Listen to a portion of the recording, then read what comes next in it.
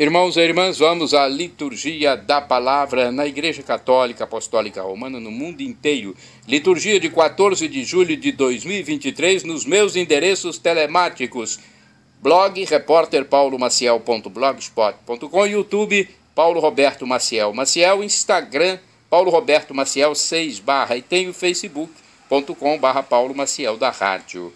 Liturgia de 14 de julho de 2023, sexta-feira, 14ª semana do tempo comum. A cor da missa simples é o verde e temos o ofício do dia. Se for a missa em memória de São Camilo de Leles, porque neste dia pode ser a escolha, missa memória facultativa, a cor é branca, ok? Se for em memória de São Camilo de Leles. Antífona da entrada. Recebemos, ó Deus, a vossa misericórdia, no meio do vosso templo, vosso louvor se estenda com vosso nome. Até os confins da terra, toda a justiça se encontra em vossas mãos. Salmo 47, versículo 10º. Oração do dia agora. Vamos rezar. Vamos colocar nossas intenções.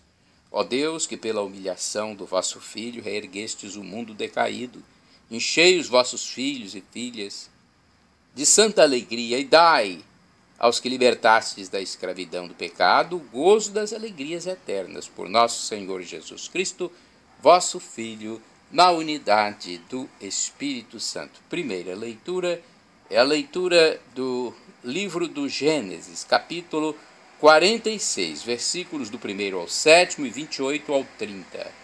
Naqueles dias Israel partiu com tudo o que tinha. Ao chegar a Bersabeia, ofereceu sacrifícios ao Deus de seu pai Isaque. Deus falou a Israel em visão noturna, dizendo-lhe: Jacó, Jacó. Ele respondeu: aqui estou. E Deus lhe falou: eu sou Deus, o Deus de teu pai. Não tenhas medo de descer ao Egito, pois lá farei de ti uma grande nação. Eu mesmo descerei contigo ao Egito e te reconduzirei de lá quando voltares, e é José que te fechará os olhos.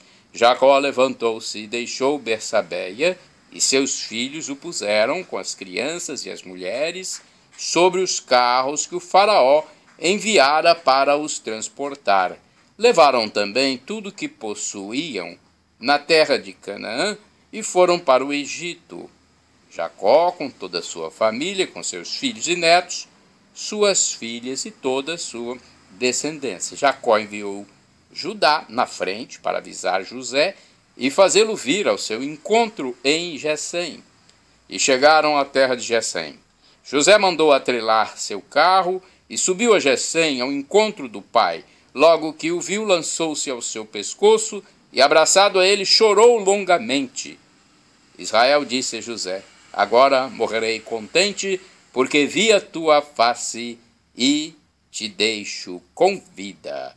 Palavra do Senhor, graças a Deus. Agora temos o Salmo responsorial, Salmo 37, versículos do 3º ao 4º, 18 a 19, 27 a 28, 39 a 40. O refrão é o 39a. A salvação vem de Deus. Repitamos. A salvação vem de Deus. Confia no Senhor e faz o bem, e sobre a terra habitarás em segurança. Coloca no Senhor tua alegria, e Ele dará o que pedir teu coração. A salvação vem de Deus. O Senhor cuida da vida dos honestos, e sua herança permanece eternamente. Não serão envergonhados nos maus dias, mas nos tempos de penúria saciados. A salvação vem de Deus. Afasta-te do mal e faze o bem, e terás tua morada para sempre, porque o Senhor Deus ama a justiça e jamais ele abandona os seus amigos. Os malfeitores hão de ser exterminados e a descendência dos malvados destruída. A salvação vem de Deus. A salvação dos piedosos vem de Deus. Ele os protege nos momentos de aflição. O Senhor lhes dá ajuda e os liberta, defende-os e protege-os contra os ímpios e os guarda, porque nele confiaram. A salvação vem de Deus. Repitamos: a salvação vem de Deus. Agora vamos aclamar e depois proclamar o Evangelho, né?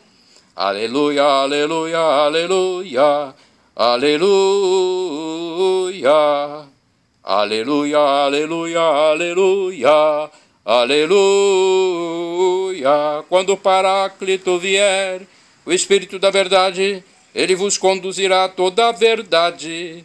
Lembrar-vos-á de tudo que eu tenho falado. João 16, versículo 13, João 14, versículo 26, é de onde foi tirada a aclamação. Aleluia, aleluia, aleluia, aleluia,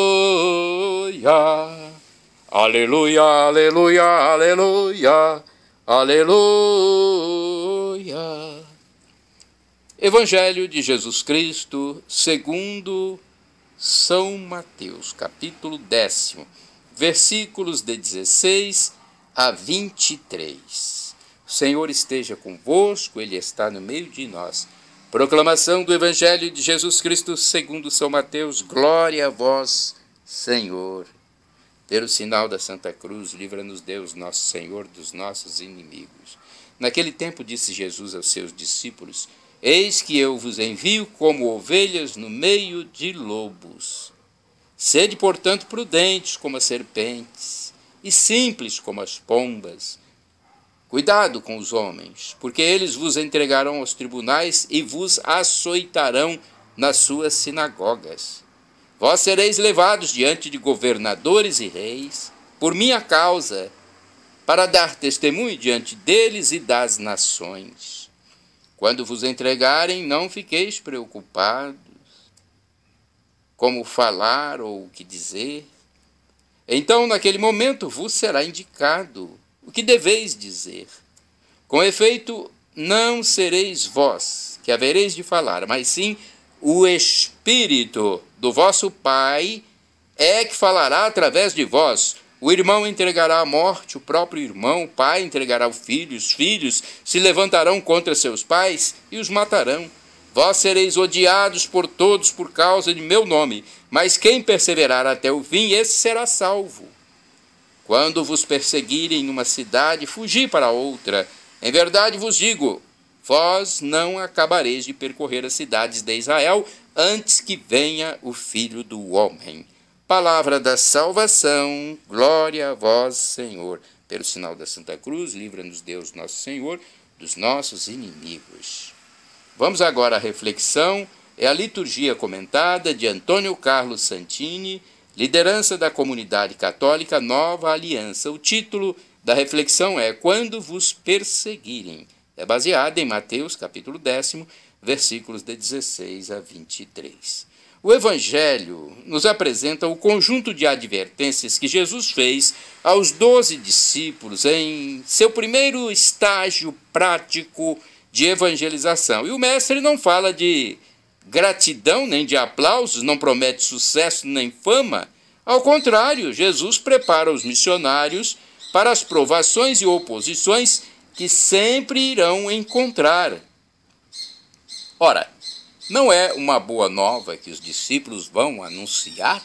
O anúncio de que o reino está próximo e a salvação se mostra ao alcance de todos e não deveria ser recebido com vivas e foguetes? Como explicar a reação de recusa e contestação? Herbert Rausch tenta explicar. Ele diz: a pregação do Evangelho só pode desencadear tempestades.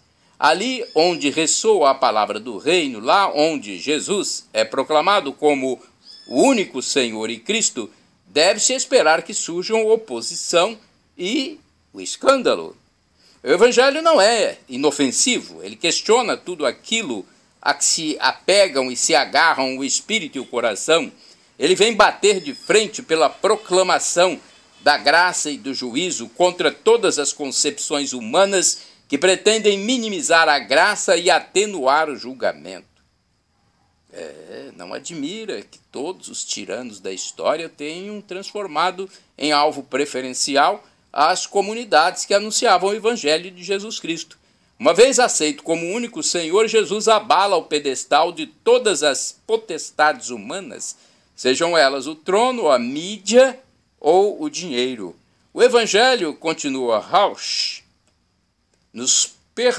não permanece estranho a tudo que se liga às relações humanas, pois ocorre que as pessoas se apaixonem por ele, contra ele, e que todos os laços de sangue sejam rompidos.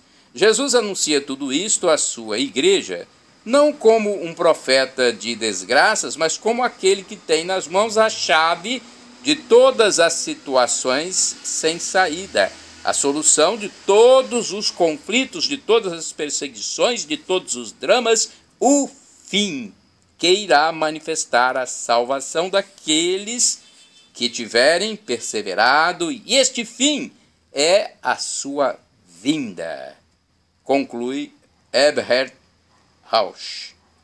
Se este mundo da história fosse um absoluto, o Evangelho seria uma ilusão. Por isso mesmo, ao denunciar o aspecto caduco da história, a efemeridade de nossos projetos e a vaidade de nossos centros de poder, o Evangelho representa, ao mesmo tempo, salvação para os eleitos e ameaça para os condenados. Irmãos e irmãs, orai sem cessar. Sou estrangeiro sobre a terra. Salmo 119, versículo 19. Agora vamos aos santos do dia 14 de julho. Nós temos o santo principal, que pode ser, inclusive, incluído na missa com memória facultativa, São Camilo de Leles, e tem também outros santos. Eu vou começar a falar sobre os outros santos, depois, finalizando, eu vou para São Camilo de Leles. Primeiro é santo do dia 14 de julho, São Markelmo, presbítero e monge, do ano 775. Foi discípulo de São Willibrordo desde a infância e seu companheiro nas lides evangelizadoras. Faleceu em Deventer, na Holanda. Santa do dia 14 de julho, Santa Toscana, viúva, dos anos 1343 e 1344. Após a morte do esposo, distribuiu seus bens aos pobres e dedicou-se à assistência aos enfermos. Isso foi em Verona, na Itália. Santo do dia 14 de julho é São Francisco Solano, presbítero, ou seja, padre. Faleceu em 1610, foi missionário franciscano espanhol que percorreu a América desde o Peru até a Argentina. Ele converteu os indígenas e os próprios colonizadores. Santo do dia 14 de julho é o beato Gaspar de Bono. Foi presbítero. Morreu em 1604. Abandonou a carreira das armas para se dedicar a Deus na ordem dos mínimos. Morreu em Valência, na Espanha, como provincial. Santa do dia 14 de julho é a beata Angelina de Marciano, religiosa, morreu em 1435. Tendo ficado viúva, viveu durante 50 anos exclusivamente a serviço de Deus e do próximo. Santa Angelina, beata, deu início à ordem das terciárias franciscanas de clausura. Mais um santo de 14 de julho, beato Gebre Miguel, presbítero e também mártir. Faleceu em 1851, monge monofisista da Etiópia, converteu-se e ingressou na Congregação da Missão. Foi por isso submetido a suplícios durante 13 meses, ao fim dos quais morreu de fome e sede. Olha aí, o mártir da Igreja, mártir de Cristo. Agora vamos falar do santo principal do dia, que é São Camilo de Leles. Inclusive, os padres podem optar por essa Memória facultativa. 14 de julho é dia de São Camilo de Leles. Foi presbítero, ou seja, padre. Faleceu em 1614, em Roma. De origem nobre, seguiu a carreira militar e levou uma vida dissoluta. Isso mesmo, uma vida dissoluta, antes de se tornar santo. Convertido, fundou a Ordem dos Clérigos Regulares e Ministros dos Enfermos, conhecidos como os Padres da Boa Morte. Ele é patrono dos enfermos e dos hospitais. Nascido em Bucchianico, na Itália, no domingo de Pentecostes de 1550, Camilo de Leles teve a infância marcada pela piedosa formação de sua mãe, Camila Compelis.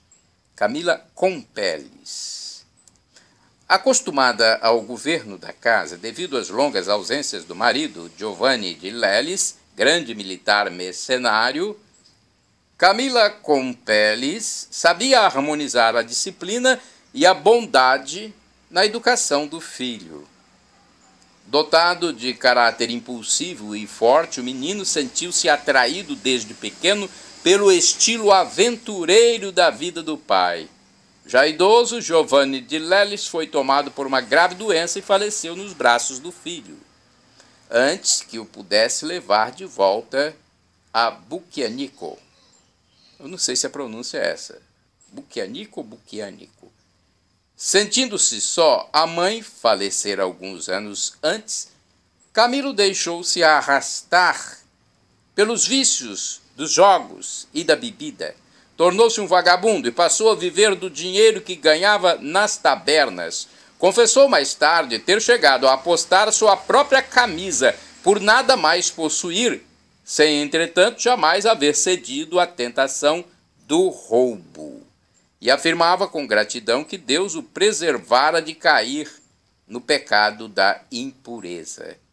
Começou nessa época a sentir uma profunda dor na perna, na qual surgira uma chaga misteriosa que o acompanhou durante toda a vida e tornou-se um fator decisivo para sua conversão. Dela foi-se tratar no conhecido Hospital São Tiago dos Incuráveis, em Roma. Sem recursos para pagar as despesas, ofereceu seus préstimos como criado e ali teve o primeiro contato com o mundo dos enfermos. Contudo, acabou sendo expulso alguns meses mais tarde, devido ao seu difícil temperamento. Voltou a alistar-se como soldado. Depois esbanjou sua vida no jogo, jogou seus bens praticamente fora, na vida mundana, e ficou reduzido a pedir esmolas às portas da catedral de Manfredônia. Vendo aquele jovem espadaúdo e robusto em tão miserável situação, um caridoso ancião chamado Antônio de Nicastro compadeceu-se dele e ofereceu-lhe o trabalho de operário no convento dos Capuchinhos. Com 25 anos de idade, ele foi enviado a um convento vizinho para buscar certa quantidade de dinheiro de esmolas. Era o dia de Nossa Senhora da Candelária, 2 de fevereiro de 1575. Ao lado da mula de carga do convento, esta empacou.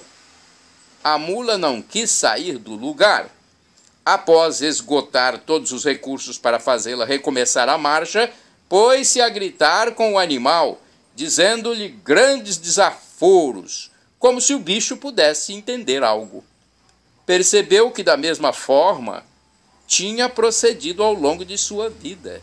De nada lhe adiantaram os ensinamentos religiosos recebidos de sua mãe, ou a sacudida na consciência em meio à tempestade, ou a bondade do frei guardião. Fez uma reflexão da vida. Depois caiu de joelhos, tirou do bolso um crucifixo, dado por um tio. Com lágrimas de arrependimento, cheio de esperança, rendeu-se ao amor infinito de Jesus. Tornou-se noviço capuchinho com o nome de Frei Cristóvão. Procurou ser o servo de todos e ocupar-se dos serviços mais penosos.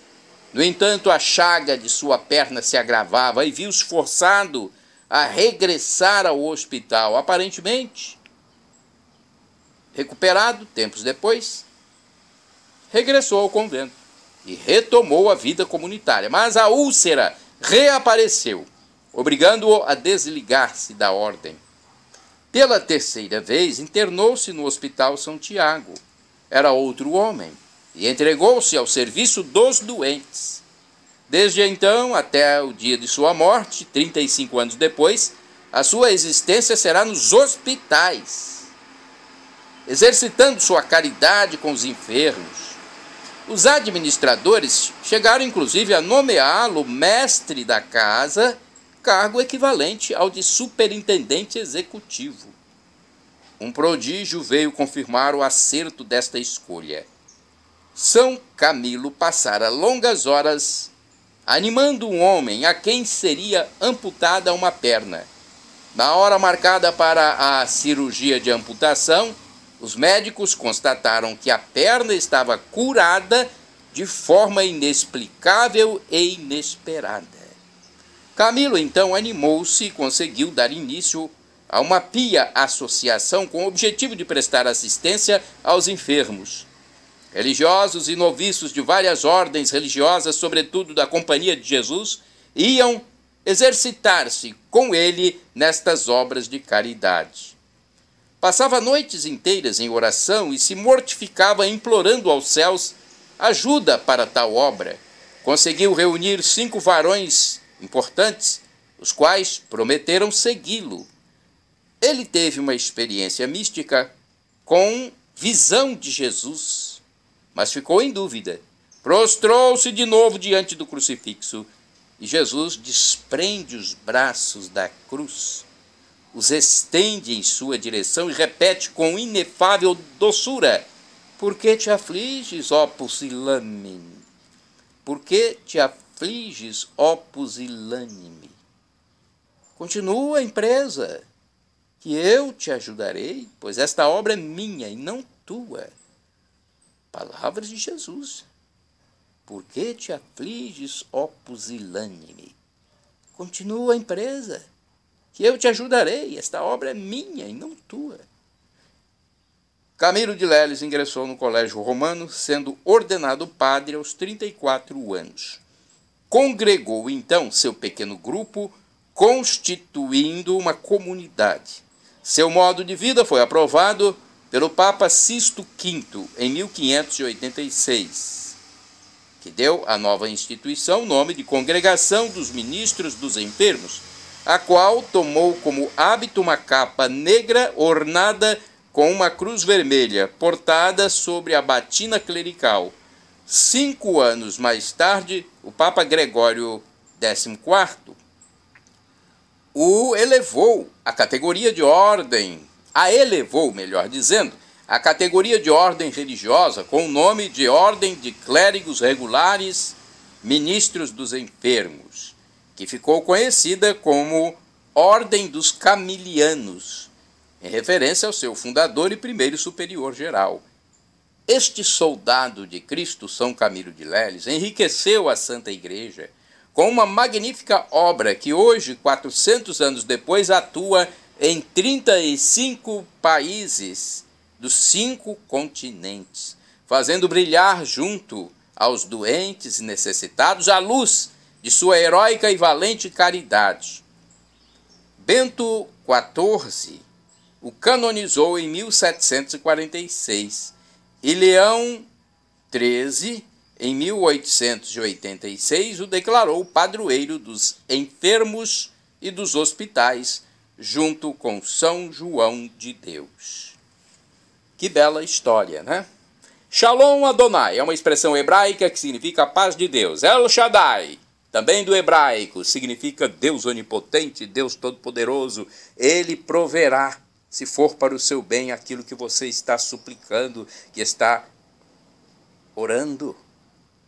O professor e escritor de mais de 100 livros da Igreja Católica Apostólica Romana, que responde às dúvidas dos cristãos diariamente no seu canal do YouTube, Felipe Rinaldo Queiroz de Aquino, diz que Deus pode nos dar Uma dessas três respostas, sim, não ou espere.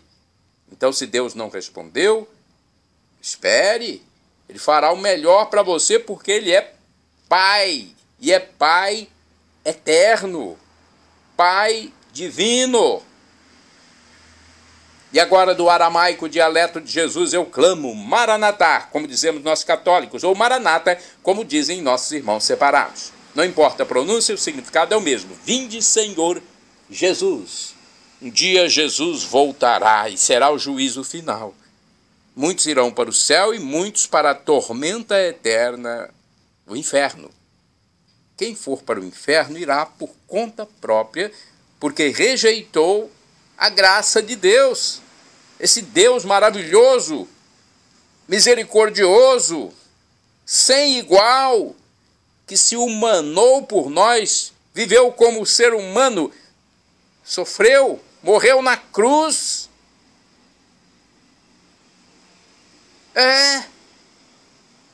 Sofreu e morreu na cruz por nós, por todos nós. É só tomar posse dessa graça para ter a vida eterna, viver para sempre semelhante a anjos, semelhante a Jesus ressuscitado. Não teremos mais fome, não teremos mais sede, não teremos mais angústias. Será uma vida que nós não temos nem como definir. Mas São Paulo, o apóstolo, diz: o sofrimento, a tribulação de agora nem se compara com a glória futura que será revelada em nós. Nós teremos corpos glorificados. Não mais corpos físicos, corpos materiais, mas corpos glorificados como o de Jesus depois que ressuscitou. Perdão, Senhor, pelos meus pecados passados, presentes, futuros, físicos e espirituais, pecados do pensamento, palavras, atos e omissões, e me dê a vida eterna. Meu Jesus, eu quero a vida eterna convosco.